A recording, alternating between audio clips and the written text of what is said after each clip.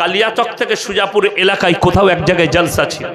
একজন চাচা বয়স্ক পাঁপড় বিক্রি করে, পাঁপড় বিক্রি করে বাড়ি ফিরছিল, কোথাকার জলসা জানি না।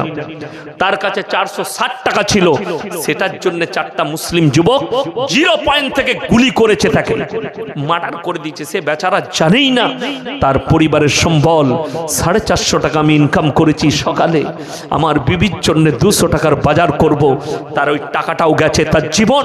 সে জানে না আমাকে কেন হত্যা করা হলো, আর যে হারামখোর কটা হত্যা করেছে এরাও জানে না আমরা কেন হত্যা করলাম।